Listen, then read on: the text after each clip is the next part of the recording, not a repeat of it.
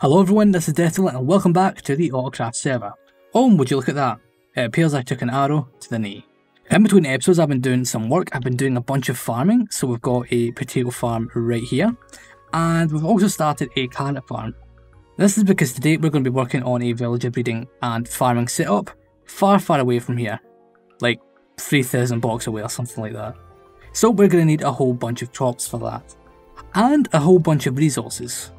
So as you know, last episode we went mining and we got some materials here. We also got a bunch of diamonds, which I used all of them to craft this armour we have right here. That left us with no diamonds for tools, and we need some diamond tools.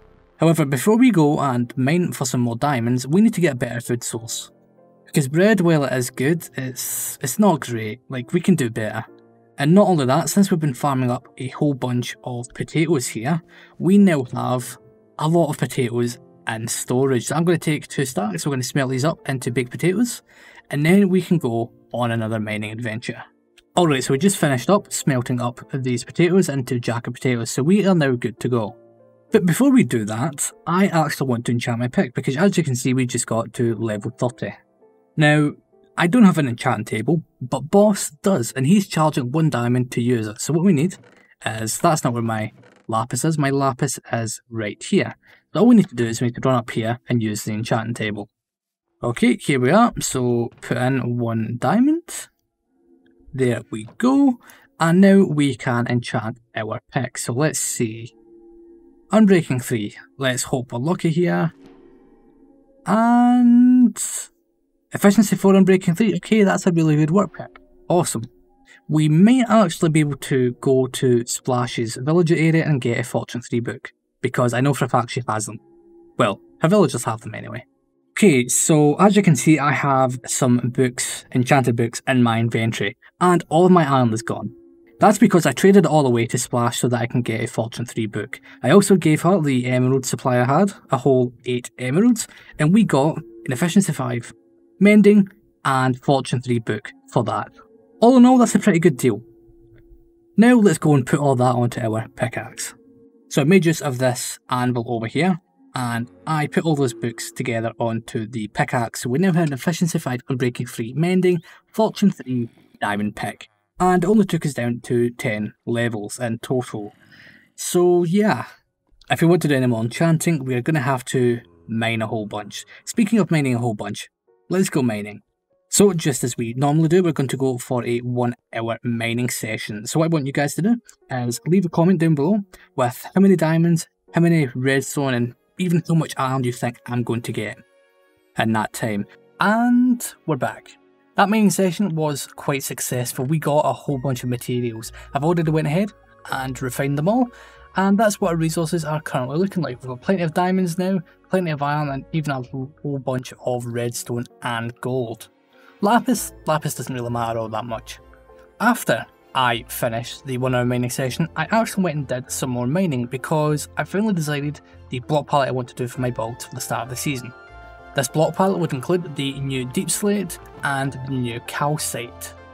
Deep slate is fairly common, calcite is not. Calcite can only be found next to geodes, and they are not exactly easy to find, so we're going to have to grind quite a bit in order to get enough calcite for the stuff I have planned. But yeah, now that we have a decent supply of diamonds, we can go ahead and make some more diamond tools, but we're going to hold off on that for just a little bit because I have something else I'd like to do first. Now, as we all know, every SMP needs access to the nether roof, and I've been gathering materials in order to do so. So we have some obsidian for portals, and we also have all the materials we need to break through the bedrock. If you're wondering about how you can also break bedrock, I'll leave a link to a video that Alex, one of our other members, did recently on a method you can use to break bedrock in Minecraft 1.17. But with that being said, let's head into the nether and find the ideal location. Alright, so we just finished coming all the way up to the nether roof here. So what we'd normally do is we normally place a ladder here and then spam ender pearls until we got through. However, we don't currently have ender pearls. Now fortunately, I've brought plenty of gold with us, so we can go and do some piglin bartering in order to get all the ender pearls we need. So I just trapped a piglin, so all we need to do now is throw some gold, and hopefully we get an ender pearl. So after using most of our gold supply, we got 6 ender pearls and even some bonus obsidian. So all we need to do now is, well, for one, we need to stand up here and we need to look at this bedrock here, because we need to remember this block. In fact, hold up. No, it's this block we need to remember. So I'm just going to take a screenshot of that. And we're going to use this block here to get through. So all we really need to do is teleport like so. Maybe do it again. Maybe walk forward and do it. No! Oh, that's not good. Okay. Let me try this a little bit, because it might take me all of my ender pearls. I might need to go and get more. And we'll try and get it on the nether roof. And with only one ender pearl left, we actually got through this thing. That was more dangerous than I thought. We almost died there. Anyways, let's set up this contraption and remove this bedrock. We did it! We did it! The hole in the bedrock ceiling is done. We only used a few pieces of TNT because I messed up once or twice. But we did it. But yeah, if you want to do this, make sure you go and watch Alex's video, because it is a really good video that he made. And it is a really good tutorial as well, so make sure you go and check that out. Now I need to go and into my inventory, get rid of some of this stuff we got from the piglins, including the spectral arrows, so now I can use a bow, and then we can move on with today's project. Awesome, so I just finished cleaning out my inventory.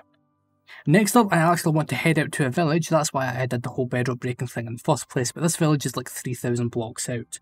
Before we do that though, I want to do some enchanting, because Splash, I don't have it in my inventory anymore, I made a deal with Splash and she gave me a Feather Falling 4 book, so I want to enchant my diamond boots, and I also want to make a diamond axe, because I'm going to be cutting down a whole bunch of trees. So let's just make a diamond axe here, there we go, like so, and then we're going to need a bunch of lapis, because we're going to use Boss's enchanting table. I must say, just walking through here, Boss, you've done a fantastic job. I love this build, it looks amazing. But yeah, all we need to do now is also make sure we've got plenty of lapis on us, there we go. And let's see, so we can get protection 4 on our boots, or we can get efficiency 4 on our axe. I think I'm going to do the protection on the boots first. Okay, let's go. And we just got protection 4. Okay, and our axe, it's efficiency 4 again, and it's just efficiency 4. Okay, that's fine, no, nothing to worry about there. Now what we can do is we can go and get our book and add our feather falling to our boots. And that's not the book. And there we go. And what I'm going to do is, before we leave, I'm going to leave 1 diamond here as payment for use of this enchanting table. Thanks a lot, boss. Now let's make our way over to that village. What I'll do is I'll use the nether roof, travel over there, set up the portal, and then we can begin our project for today. So we've arrived at our village. It's on the boundary of a plains and a, what do you call this, taiga. Now there isn't all that many villages in here. I think there's like maybe 4 or 5 in total. So what we need to do is we need to make all the villagers safe before we can construct a villager breeder. So yeah, I think I'm going to have to just maybe trap them somewhere and then funnel them out into the breeder as we need them. Alright, so I've been at this for quite a while, but I've managed to wrangle up the final villager in that village. And we have all the villagers here. I've already taken the liberty of setting up a little area to hold each of them, so I've got 3 of my breeder designs. I'll leave a link to this breeder design in the description. It's one I designed nearly a year ago and is fairly effective. However, this isn't going to be the final design we're going to be doing today. These breeders will use to feed a mega breeder. So all we need to do now is we need to get these villagers into these holes. Oh, hold up. I did my math wrong. So for some reason I thought these breeders, like there's 3 breeders here, so I thought they would only need 6 villagers. Obviously that's wrong, I'd need double that amount. So yeah, I messed up big time. So what we need to do is we need to change our plans a little bit. Okay, so it's been a hot moment since the last clip, and I have been busy, as you can see. So I got those 6 villagers into place, so 4 in this section and 2 in here. I gave them each 6 stacks of carrots, and they've been breeding up, giving us, I think it's like 12 villagers we have here now. I also went ahead and set up a larger crop farm, because the one we had back at the start of town, well, it was decent for the start. We're going to need a whole lot more crops. And not only that, if we combine this with the Fortune 3 we have in our pick, yeah, we're going to have quite a decent amount of food here. So my next steps with this project is I'm basically going to wait until these villagers grow up, so make sure all of them are adults. I'm going to finish populating this thing and make sure I build the rest of this, and then I'm going to start making preparations for the mega villager breeder. Because yeah, this is a super early game one, and by the end of this episode I want to have one that is basically not going to change until the end of the season. So with that being said, let's do some more work here, farm up some crops, do some breeding, and in a short moment we're going to have so many villagers, it's going to be crazy. It really is. I have spent so long on this project. I've been doing this for hours, probably around 12 hours at this point, and as you can see, those hours have been spent doing a bunch of villager breeding. So we finished filling up these cells, we got some more villagers being bred up, and we had some excess villagers that we've started trading with because I needed a decent supply of emeralds. So these guys trade sticks for emeralds. You know what we've been doing? We've been cutting down a whole bunch of trees. That much that if we look up here, yeah, we have a lot of emeralds right there. So if we look in here, we have crafted 66,000 sticks. That's a massive amount of sticks. I've never done that in a server before. But yeah, that's a decent supply of emeralds right there. We're going to need this later on, we don't necessarily need it right now. Also, I went and enchanted this axe and named it Chopper because I've been chopping a whole bunch of trees. Now that we've done a whole bunch more breeding, we should have enough villagers to populate the super mega breeder, which I think we're going to go and put over there somewhere. Yeah, what I think we're going to do is we're going to have this one in the ground because there's going to be a lot of villagers in here and we want to protect these. So we'll build a frame right here. In fact, no, we won't build a frame. What we'll do is we'll prepare the area that we're going to build this thing first. So after quite a bit of time, we have the room with the villager breeder built. I had to do this without a beacon and that wasn't fun. We're probably going to get one of those fairly soon. We're now at the stage where we can populate this thing, so in order for this to work we're going to need 28 villagers. Fortunately, we already have them, so let's get them in the breeder and get this thing online. And the villager breeder, or the mega villager breeder, is complete. Now before we continue with this is a design by AutoCraft, a friend of the channel. I've made a few modifications to this, but I'll leave a link to the video where this video was designed in the description below. I've also set up the output for the villagers, so the villagers will come out here where we can funnel them into the corner over here and get them out with a minecart or boat, or alternatively, we can kill them using lava. Also, fire tick is turned off, that's why none of this is set in a light. But with that being said, I guess it's time to breed up some villagers. We have like 3 double chests of food, so let's breed these guys up and let's do some villager trading. Okay, so what feels like hours? Hold on. I've been doing this for like 5 hours, so yeah, it has been a few hours. We have the breeder online, and if we look over there, we've also set up some villager trading stuff. Yeah, I've got a bunch of books set up now. We should be able to, I think, fully enchant pickaxes, shovels, axes, and that's about it. We've got some protection 4 stuff down here as well, so we should also be able to do armour, which is fairly decent because next episode, or a few hours in the future for me, we're going to be fighting the Ender Dragon. So yeah, getting enchantments is going to be quite important.